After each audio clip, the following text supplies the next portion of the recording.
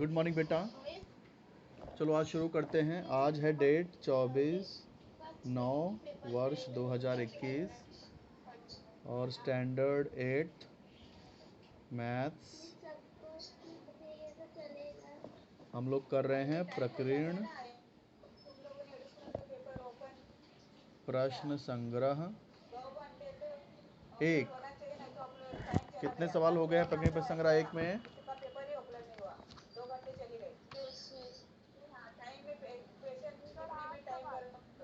8 सवाल हो गए हैं। तो चलो अब जो है 9वां सवाल देखते हैं क्या है। 9वां सवाल है, त्रिभुज ABC की इस प्रकार रचना कीजिए कि BC 5.5 सेमी, कोण ABC 90 अंश और लेंथ AB 4 सेमी। इस त्रिभुज के शीर्ष लंब छेदक बिंदु दिखाइए। अच्छा, तो पहले तो हम त्रिभुज कच्ची आकृति बना लेते हैं। त्रिभुज ABC ऐसा बनाना है कि कोण B 90 अंश का होना चाहिए। तो 9वें सवाल में कच्ची आकृति में दिखा रहा हूँ आपको।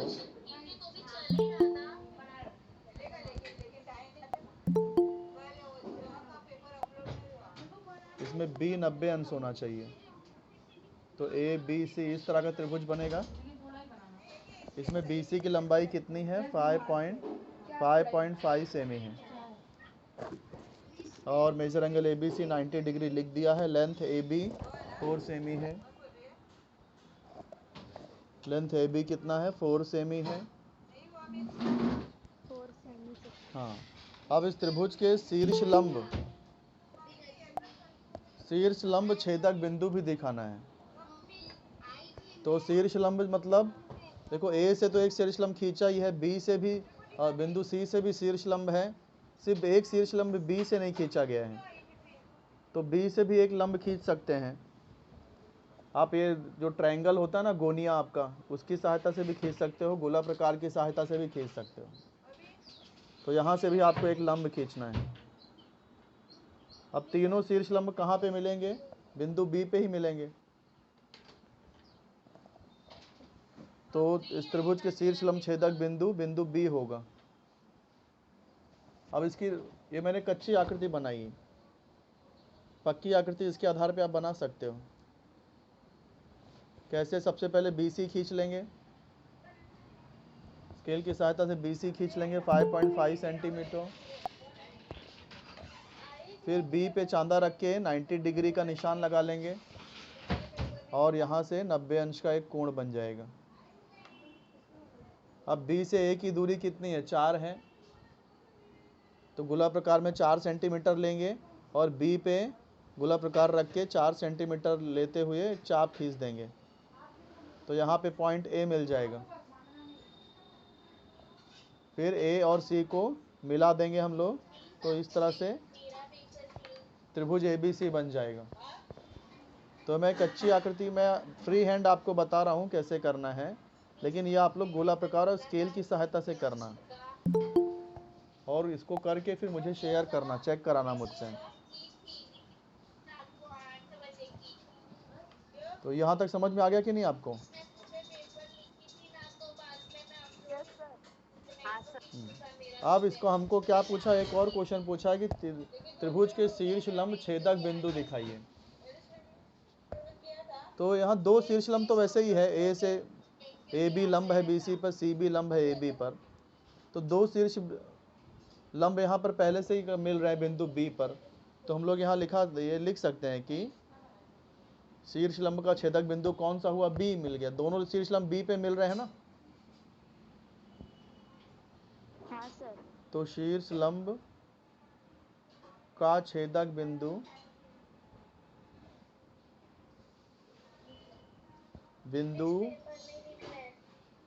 यह बिंदु B है। यह बिंदु दो शीर्ष लंब से भी ये छेदक बिंदु मिल जाता है, तीसरे की जरूरत नहीं है। तीसरा शीर्ष लंब नहीं खींचेंगे तो भी चलेगा। ठीक है।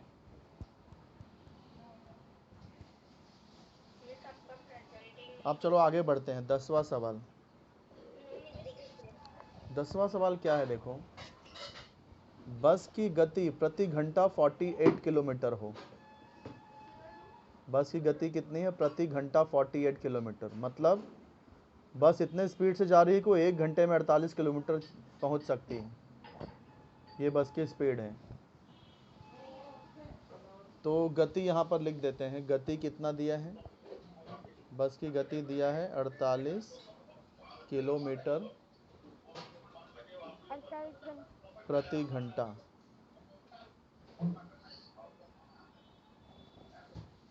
फिर एक गांव से दूसरे गांव जाने के लिए 5 घंटे लगते हैं। समय कितना लग रहा है? समय लग रहा है 5 घंटा। 5 घंटे। बस की गति 8 किलोमीटर प्रति घंटे कम करने पर, 8 बस की गति कम की जा रही है। गति 8 घंटे प्रति किलोमीटर कम करने पर, कम कर दिया तो अब गति कितनी हो जाएगी? पहले 48 था, 8 कम कर दिया तो अब 40 हो जाएगी, है कि नहीं? हाँ सर। अब बस की गति 40 किलोमीटर प्रति घंटा हो गई। उस यात्रा के लिए कितने घंटे लगेंगे निकालिए। तो अब यहाँ समय कितना घंटा लगेगा, समय कितना घंटा लगने वाला है, ये हमको निकालने को लिए कह रहा है। और विचरण का प्रकार पहचानिए। विचरण का प्रकार, विचरण का प्रकार पहचानना है। तो शुरू करते हैं। देखो यहाँ गति और समय दो चीजें हैं। गति जब ज़्यादा है तो गांव, एक गांव से दूसरे गांव पहुंचने में समय कम लगेगा या ज़्यादा लगेगा? गति हम बढ़ाते हैं तो हमको पहुंचने में समय कम लगता है कि ज़्यादा लगता है? कम लगता है। कम लगता है। गति ज़्यादा होती है तो समय कम लगता है, और गति कम कर दिया तो समय ज्यादा लगता है। तो कौन सा विचरण का प्रकार हो गया? एक बढ़ाते हैं तो दूसरा कम हो जाता है। कौन सा? सुनाई नहीं दिया बेटा, आवाज नहीं आई ठीक से। नहीं, प्रत्यक्ष विचरण में क्या होता है? एक के बढ़ाने पे दूसरा भी बढ़ता है। एक कम होता है तो दूसरा भी कम होता है। प्रत्यक्ष विचरण में दोनों एक साथ कम और ज्यादा होते हैं। यहाँ पर एक के यस यहाँ प्रतिलोम विचरण होता है। तो यहाँ गति और समय में प्रतिलोम विचरण है। गति और समय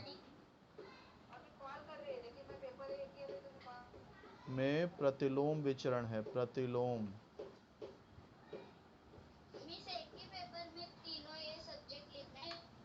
प्रतिलोम विचरण। तो विचरण का प्रकार हमने पहचान लिया। अब इसको हम हल करते हैं। एक काम करते हैं, गति को x मान लेते हैं, समय को y मान लेते हैं। ठीक है, माना बस की गति बराबर x और एक गांव से दूसरे गांव जाने के पहुंचने में समय, पहुंचने का समय चलो लिखते हैं, पहुंचने का समय, इसको हम लोग y मान लेते हैं। अब विचरण कैसा दिया है? प्रतिलोम। तो x फिर विचरण का चिन्ह, प्रतिलोम विचरण है तो हम लोग क्या लिखेंगे? 1/y लिख देंगे। ठीक है, अब हम ये प्रतिलोम का चिन्ह को अगर इक्वल कर दें तो 1/y क्या हो जाएगा? k/y हो जाएगा। हाँ, आप देखो स्टार्टिंग में क्या दिया है? जब गति 48 है तो समय 5 घंटा लगता है।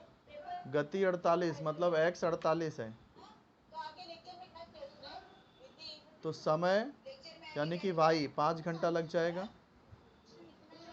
y 5, तो x जो है 48, k y की जगह पे आ जाएगा 5, तिर्यक गुणा कर देंगे तो k बराबर 48 गुणे 5,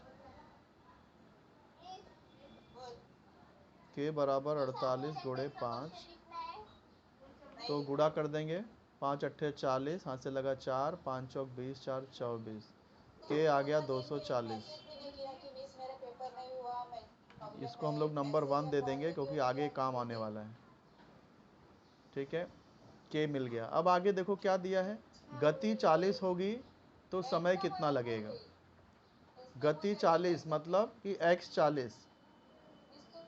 40 है तो समय यानी कि y कितना होगा, y क्वेश्चन मार्क।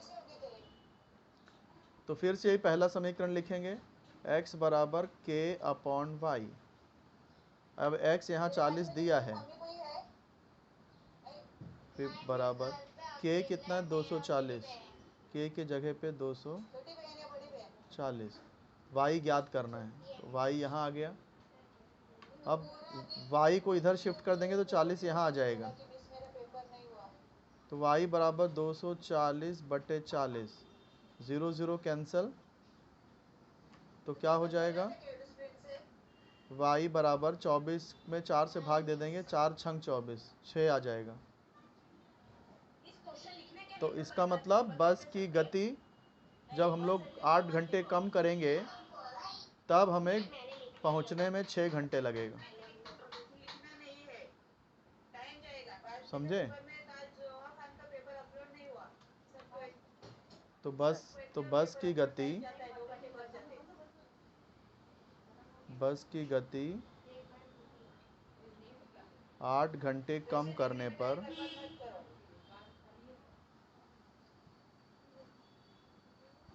पहुंचने में 6 घंटे लगेंगे।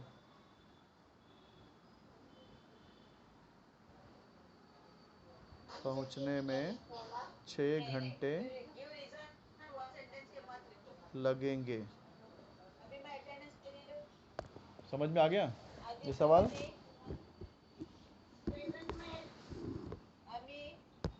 ठीक है, तो प्रकृति पर संग्रह का 10वां सवाल भी समझ में आ गया। अब 11वां सवाल देख लेते हैं। 11वां सवाल क्या है, क्या दिया, रेख AD और रेख BE, ये त्रिभुज ABC की माध्यिकाएं हैं। G इनका माध्यिकाओं का छेदन बिंदु है। तो यदि AG 5 है, GD कितना रहेगा, GE 2 है तो BE कितना रहेगा। तो इसका सबसे पहले डायग्राम बना लेते हैं। त्रिभुज ABC बना लेते हैं और फिर माध्यिका AD और BE बना लेंगे। पहले त्रिभुज ABC बनाते हैं। तो एक रफ डायग्राम 11वें सवाल के लिए।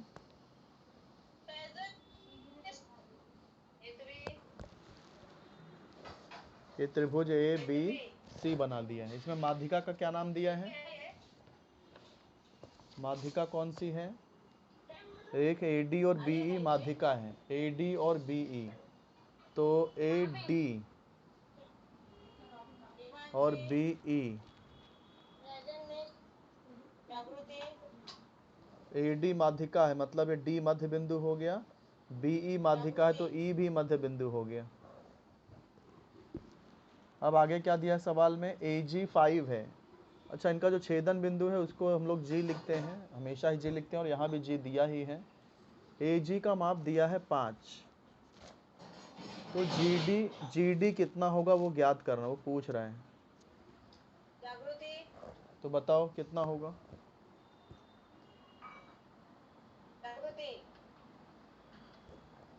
छोटा वाला हमेशा बड़े वाले का आधा ही रहता है ना, सिखाया था मैंने,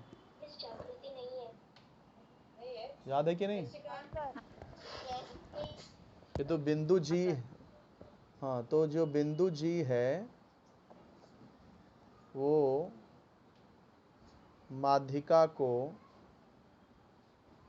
2 और 1 के अनुपात में विभाजित करता है, अनुपात में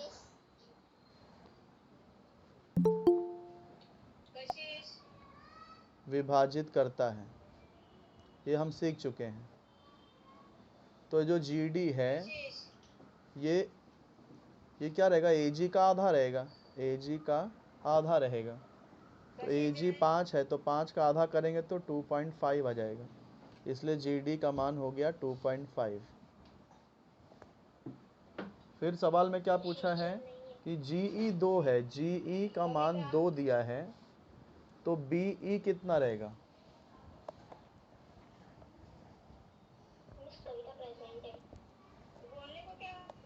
तो देखो GE का डबल कर देंगे, BG मिल जाएगा। बाद में BG प्लस GE कर देंगे तो BE मिल जाएगा, है ना। GE की लंबाई 2 दी है और BE ज्ञात करना है। तो जैसा हमने देखा कि प्रेजेंट मिस जो माध्यिका में जो बड़ा वाला हिस्सा होता है, प्रेजेंट मिस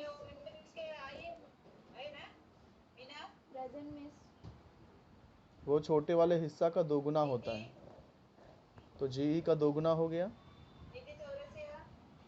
तो 2 इंटू GE कितना है 2, इसलिए BG कितना हो जाएगा 4, BG हो जाएगा 4। ये सब सेमी में दिया है तो हमें भी सेमी में लिखना पड़ेगा, सेमी, और ये भी सेमी। सर। हाँ बेटा बोलो। Hello sir. बोलो। सर पूरा ब्लर ब्लर आ रहा है। अभी तक तो किसी ने नहीं बोला ऐसा। सबको ब्लर दिख रहा है क्या? सर सही आ रहा है। झूठ नहीं कह रहे, ब्लर आ रहा है। सर सही आ रहा है। सबको हाँ सही, सर दिख सबको सही दिख रहा है बेटा, सिर्फ आपको ब्लर दिख रहा है, मतलब कुछ नेटवर्क का इश्यू होगा आपके मोबाइल में। ठीक है।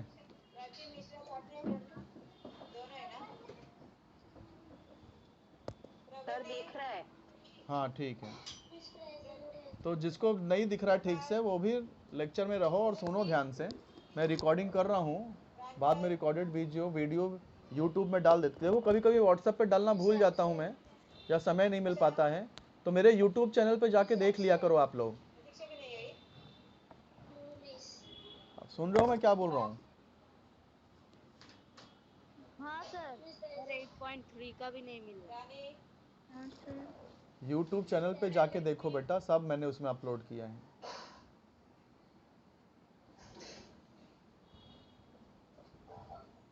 आज मैं लिंक शेयर कर देता हूँ यूट्यूब चैनल का, हाँ सर। उसमें सारे वीडियो देखे। उसमें आपको 8th 9th और 10th तीनों क्लास रहेगी, लेकिन आप अपना 8th का वीडियो देखना। हाँ सर। अब 12वां सवाल देखते हैं क्या है। 12वां सवाल है कि निम्नलिखित परिमेय संख्याएं दशमलव रूप में लिखिए। तो इसमें करना कैसे, भाग देना है, भाग देंगे दशमलव रूप मिल जाएगा। जैसे 12वें का पहला सवाल क्या दिया है, 8 भागे 13, तो 8 में 13 से भाग दे देंगे, 8 में 13 से भाग दे दो। तो सबसे पहले 13 0 0, माइनस करेंगे, 8 में से 0 गया 8। फिर यहाँ दशमलव होता है, दशमलव 00 सब जगह रहता है अंक, किसी भी अंक के बाद में, पर वो लिखते नहीं है।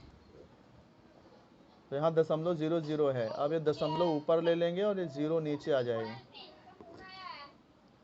तो आप कितनी बार पढ़ेंगे 13 का पहाड़ा? 13 छंग 78, 6 बार जाएगा। 13 सत्ते 91 ज़्यादा हो जाएगा। 13 छंग 78, माइनस करेंगे 2 हो गया। फिर अब अगला 0 नीचे आ जाएगा। 13 दूनी 26 ज़्यादा हो जाएगा, तो 13 एक कम 13 हो जाएगा। माइनस करेंगे तो देखो 0 में से 3 नहीं जाएगा। एक सेकेंड बेटा, आप ईयरफोन क्यों नहीं लगा रही हो? राधिका, क्या? ईयरफोन लगा लो, इधर पूरी आवाज़ इसमें आ रही मेरे है। पास ईयरफोन नहीं है। आप लिए हो क्या ईयरफोन? पेपर नहीं खुल रहा है, क्या प्रॉब्लम हुआ हो तो लेक्चर की नहीं है, अभी फोन कर रही है। तो पेपर नहीं खुल रहा है। नहीं दे दो, क्यों आपको जरूरत नहीं है? लगा ले बेटा इसको। राइट में लिखना था, मैंने गलती से लेफ्ट में लिख दिया। क्या किया करने दो। चलो बेटा, तो ये 20 में से 13 को माइनस करेंगे, तो 0 से 3 नहीं जाएगा, 2 में से इधर ले लेंगे, 10 में से 3 गया 7, फिर 1 में से 1 गया 0, फिर अगला 0 नीचे आ जाएगा। 70 हो गया। आप 13 का पढ़ा कितनी बार पढ़ेंगे? तेरह दूनी 26, 33 39, तेरह चौको 52, तेरह पचे 65, तेरह छंगा 78 ज़्यादा हो जाएगा, तेरह पचे 65, माइनस करेंगे 5 आएगा, 70 में से 65 गया 5, फिर से अगला जीरो नीचे 50 हो गया, कितनी बार जाएगा, तेरह दूनी 26, 33 39, तेरह चौको 52 ज़्यादा हो जाता है, तेरह तिया 39, फिर माइनस करेंगे, 10 में से 9 गया 1, 4 में से 3 गया 1, ये हो गया 11, फिर अगला जीरो नीचे 110 आ गया, अब कितनी बार जाएगा, तेरह नवा 117 ज़्यादा होता, तेरह अट्ठे 8 त्रिक 24, हाँ तो तेरह अट्ठे 104, माइनस करेंगे तो 6 आ जाएगा, फिर ये जीरो लगा देंगे, 60 हो गया, तेरह पचे 65, तेरह पचे 65 ज़्यादा हो जाता, फिर 4 बार जाएगा, तेरह चौको 52, तेरह चौको 52, तो मैं यहाँ लिखता हूँ, यहाँ ख़त्म हो रहा है तो 60 के नीचे 52 आ गया, तो फिर 8 आ जाएगा, फिर वो अगला ज़ीरो नीचे 80 हो जाएगा, तो देखो 80 आ चुका है पहले ही, फिर से 80 आ गया, मतलब अब ये रिपीट होगा, है ना, अब ये नंबर वापस से रिपीट होगा, यही वापस से यही नंबर आएगा 6 1 5 3 8 4, यही नंबर बार बार आता रहेगा, तो इसलिए अब आंसर क्या लिखेंगे, 8/13 का आंसर क्या आ जाएगा, 0.615384, ये अंडरलाइन कर दो।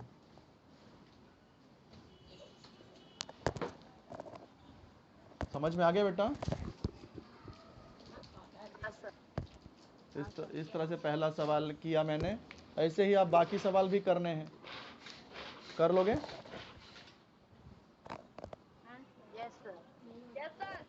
ठीक है, तो अब 13वें सवाल पे चलते हैं। ये समझ आइए, आपका 1 से लेकर 9 चैप्टर पूरा रिवाइज हो रहा है इस प्रकीर्ण पर संग्रह में। भले इसमें से परीक्षा में सवाल नहीं पूछे जाएंगे, बट इसी तरह के सवाल प्रकीर्ण ये प्रश्न संग्रह में भी हैं। तो पूरा 1 से 9 तक का पूरा चैप्टर आपका रिवाइज हो रहा है इस प्रकीर्ण पर संग्रह में। तो 13वां सवाल करना है, गुणनखंड करना है इसमें। ये बहुत इंपॉर्टेंट है बेटा, क्योंकि इस तरह के सवाल आपको 9वीं में भी मिलेंगे, 10वीं में भी मिलेंगे, हर साल अब ये मिलने वाला है ये सवाल, इसलिए इसको बहुत अच्छे से प्रैक्टिस करो। मैं जब अंदर चैप्टर पढ़ाया था तभी भी मैंने आपसे कहा था, याद होगा आपको, मैंने कहा था ये सवाल। हाँ, तो 13वां सवाल हमें क्या करना है, गुणनखंड ज्ञात करना है। इसमें से पहला सवाल क्या है, 2y² - 11y + 5। तो आप लोग इसका स्टेप बता सकते हो, याद है आप लोगों को कैसे करते थे इसको? सबसे पहले हम लोग एक रफ करते थे साइड में, कौन बताएगा? चलो सर 5 to the 10 और हाँ, तो शीतल ने जैसा बताया, 2 का गुणा 5 में कर देंगे, 2 गुणे 5 करेंगे तो ये 10 आ जाएगा। अब हम गुणनखंड ज्ञात करेंगे, जैसा शीतल बताएगी। अब गुणनखंड बताओ बेटा। माइनस करे पर 11 आना चाहिए ना। नहीं, प्लस करने पे, हाँ प्लस है ना, प्लस करने पे 11 आना चाहिए। 5 to the 10 और 5 2 जा 10 होता है, लेकिन 5 + 2 11 नहीं होता है। हाँ सर 10 1 जा 10। यस, 10 1 जा 10, 10 एकम 10, 10 और 1 को अगर हम लोग प्लस कर दें तो 11 हो जाएगा। तो इसको कैसे लिखेंगे, 2y², ये माइनस है तो माइनस लिख दो, 10 है तो हम लोग 10y लिखेंगे, फिर प्लस माइनस माइनस, ये 1 है तो यहाँ 1y आ जाएगा, फिर ये प्लस है तो ये +5 हो जाएगा। अब इन दोनों में कॉमन लेंगे शीतल, है ना। सबसे पहले नंबर में देखने का, नंबर में क्या कॉमन है, पहले नंबर में देखो क्या कॉमन है। इधर 2 है, इधर 10 है, तो 10 में भी 2 आता है ना, 2 पंचे 10, तो 2 दोनों में आ रहा है, तो ये 2 इधर लिख देंगे। फिर यहाँ y² मतलब y × y, और यहाँ y है तो 1 y तो दोनों में है, तो इसलिए y भी कॉमन हो गया। अब इन दोनों में कॉमन लेने के बाद जो बच गया वो इधर लिखेंगे। जैसे 2y² है तो 2 कॉमन हो गया, y² का y कॉमन हो गया, क्या बचा इधर? y बचा। ऐसे माइनस 2 पंचे 10 होता है, 2 गुणे 5 10 होता है, 2 कॉमन ले लिया है तो 5 बचेगा ना, 2 पंचे 10। y तो कॉमन जा चुका है इसलिए y नहीं लिखेंगे, ब्रैकेट बंद। फिर ये माइनस है, अब यहाँ कुछ भी कॉमन नहीं है, ये 1 और इधर 5 का मतलब 5 इंटू 1 ही होता है, तो सिर्फ 1 कॉमन है यहाँ पे। तो 1y में 1 कॉमन, तो y बचा। अब आगे देखो, प्लस का मतलब क्या होता है? हमने देखो माइनस कॉमन ले लिया है, प्लस मतलब क्या? माइनस इंटू माइनस प्लस होता है, माइनस इंटू माइनस प्लस। अब इसमें से हमने एक माइनस कॉमन ले लिया है तो माइनस ही बचा ना इधर, फिर इधर 5। समझा कि नहीं बेटा मैंने क्या किया? जब भी माइनस कॉमन लेंगे तो ये चिन्ह बदल जाएगा, ये ध्यान रखना। अब y माइनस 5 कॉमन, क्या बचा? 2y माइनस 1 कॉमन हो गया। तो ये गुणनखंड हो गया, 2 ब्रैकेट मिल गए, मतलब ये गुणनखंड हो गया।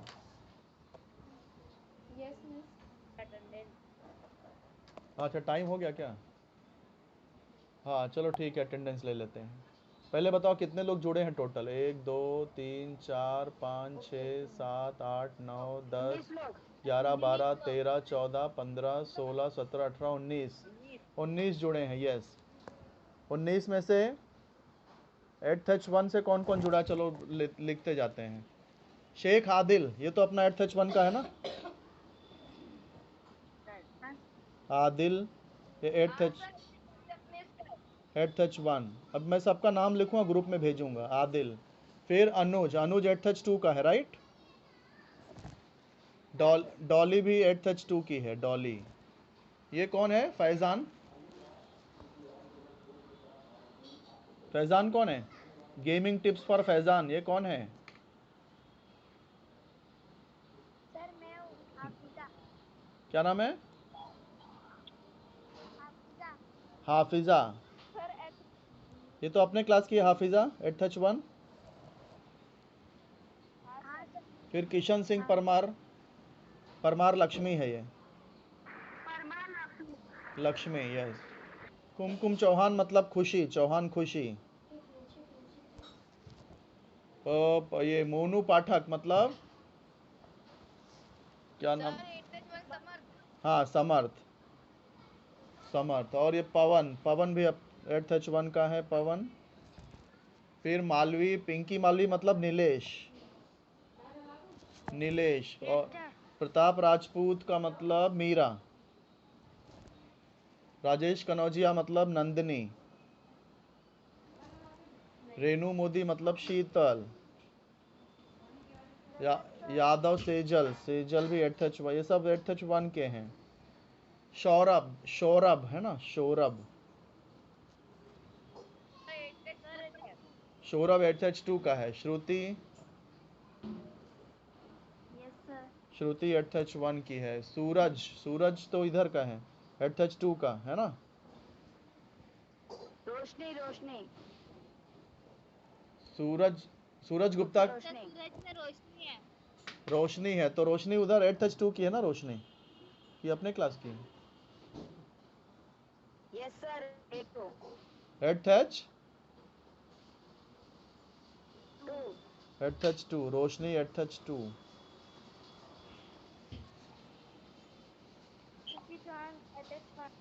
फिर स्वाति, प्रजापति स्वाति, ये भी 8H2, 8H2, स्वाति 8H2।